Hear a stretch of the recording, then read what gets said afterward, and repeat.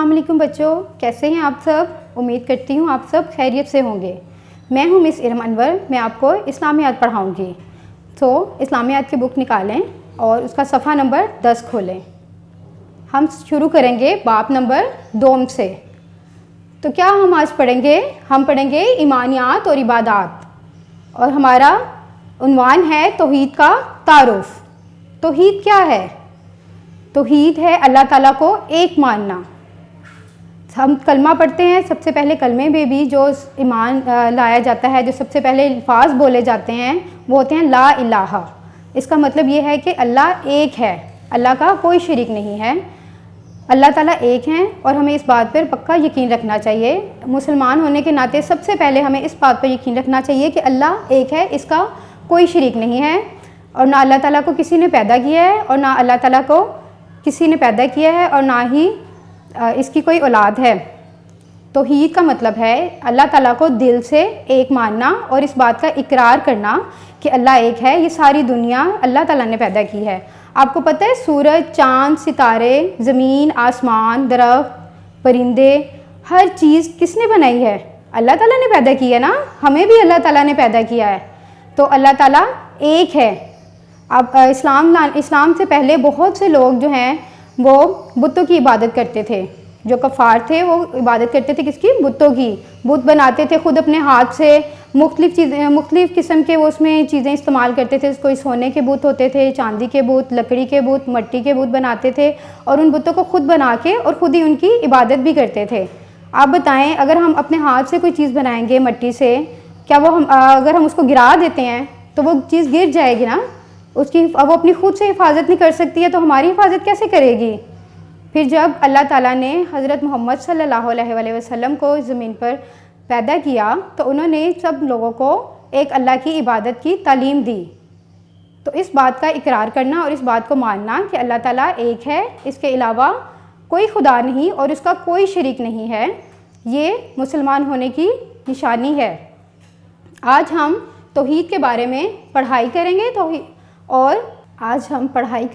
توحید کا تعارف۔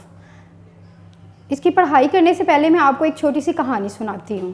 اللہ تعالیٰ پر بنا دیکھے ہم یقین رکھتے ہیں نا کہ اللہ تعالیٰ کو کسی نے بھی نہیں دیکھا ہوا، پھر بھی ہمارا یقین ہے کہ اللہ تعالیٰ ہیں۔ انہوں نے ہی ان ساری کائنات کو پیدا کیا ہے، سورج، چاند، ستارے، زمین، درخت، جانور، پرندے، دنیا کی ہر چیز اللہ تعالیٰ نے بنائی ہے۔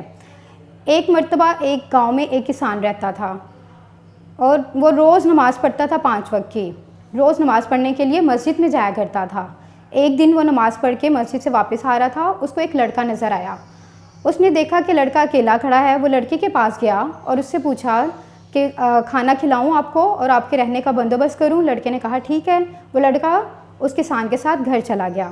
گھر جا کر جب صبح ہوئی، کسان ایسی نماز پڑھنے کے لیے اٹھا تو اس نے لڑکے کو جگایا کہ چلو تم بھی نماز پڑھنے چلو۔ لڑکے نے کہا میں کیوں نماز پڑھنے جاؤں، میں نے تو اللہ کو دیکھا ہی نہیں ہے، تو میں کیوں اس کی عبادت کروں؟ وہ کسان چلا گیا۔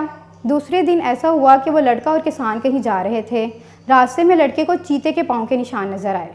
اس نے کہا کہ یہاں پہ چیتا ہے۔ کسان نے کہا کہ تمہیں کیسے پتہ یہاں پہ چیتا ہے؟ اس نے کہا کہ یہ دیکھو اس کے چیتے کے پاؤں کے نشان ہیں۔ تو کسان نے کہا میں کیسے مان لوں؟ اس نے کہا تمہارے سامنے ثبوت ہے کہ یہ چیتے کے پاؤں کے نشان ہیں۔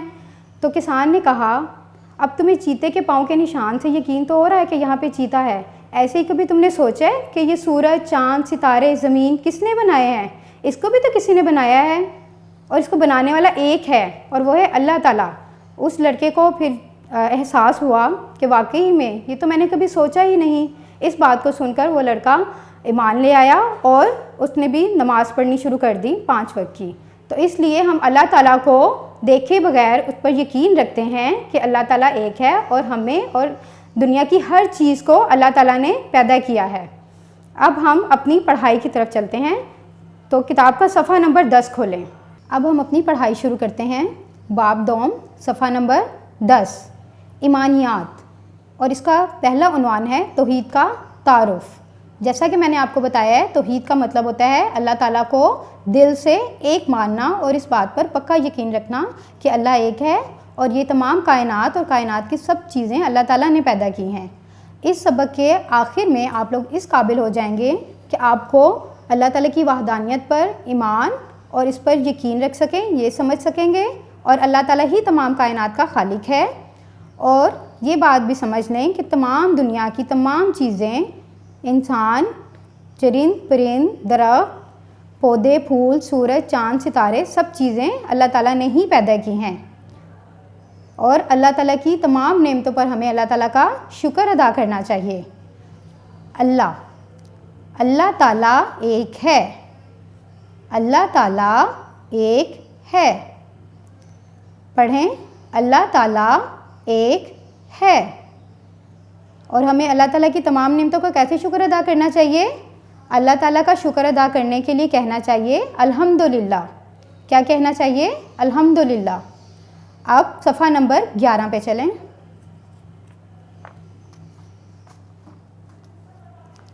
اللہ تعالیٰ نے فرمایا۔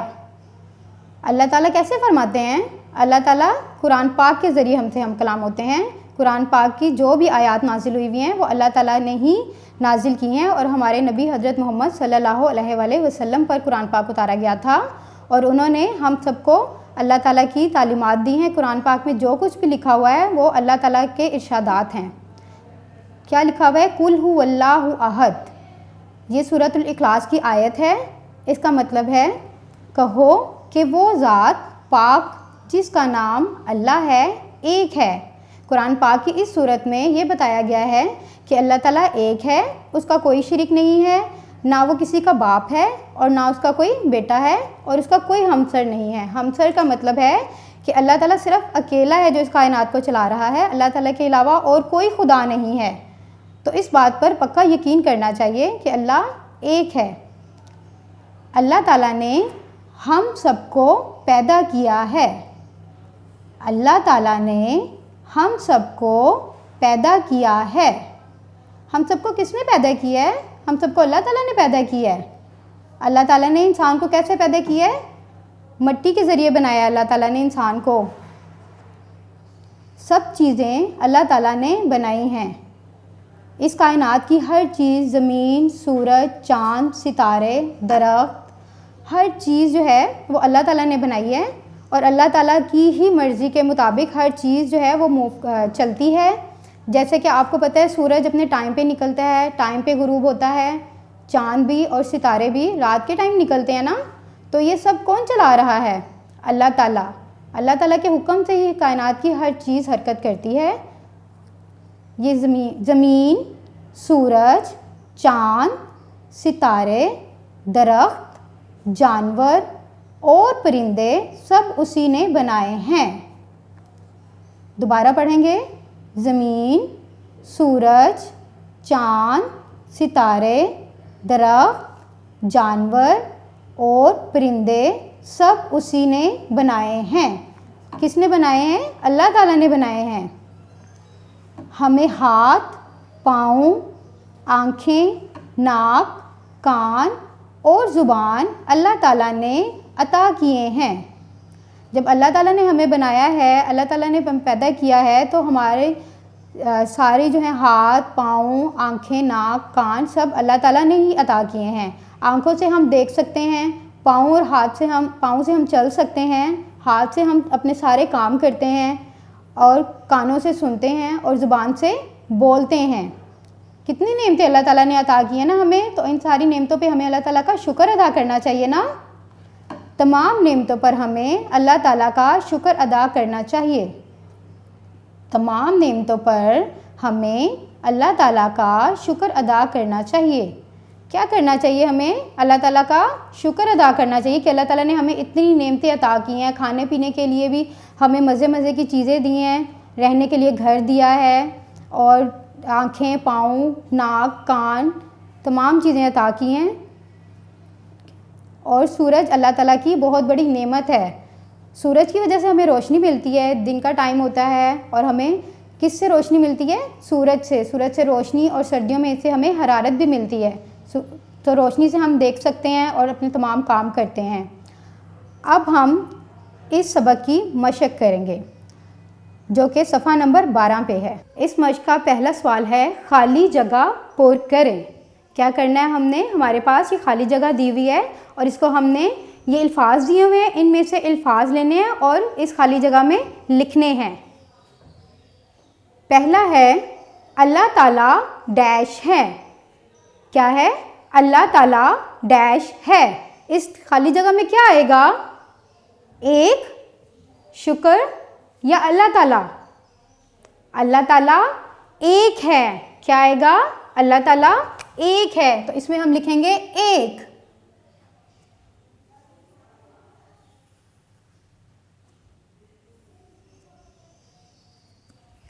اللہ تعالیٰ ایک ہے، پہلی خالی جگہ میں ہم لکھیں گے ایک۔ آپ کے پاس اوپر الفاظ دیے ہوئے ہیں، ان میں سے کہاں پہ ایک لکھا ہوا ہے؟ یہ والا لفظ ہم یہاں پہ لکھ دیں گے ایک۔ اب دوسری خالی جگہ ہے ہمیں اللہ تعالیٰ کا ڈیش ادا کرنا چاہیے۔ ہمیں اللہ تعالیٰ کا ڈیش ادا کرنا چاہیے۔ کیا ادا کرنا چاہیے ہمیں اللہ تعالیٰ کا؟ شکر ادا کرنا چاہیے۔ جی بالکل، ہمیں اللہ تعالیٰ کا شکر ادا کرنا چاہیے۔ شکر کہاں پہ لکھا ہوا ہے؟ یہ۔ اب یہ والا لفظ ہم یہاں لکھ دیں گے شکر۔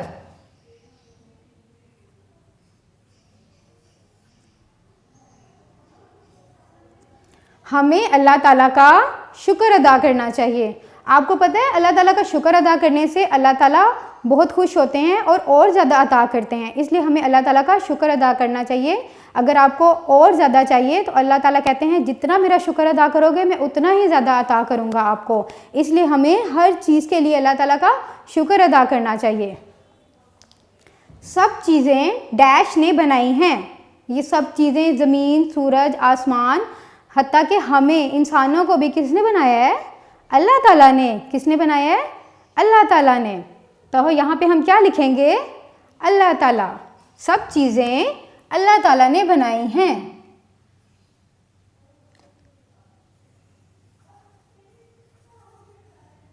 اللہ تعالیٰ۔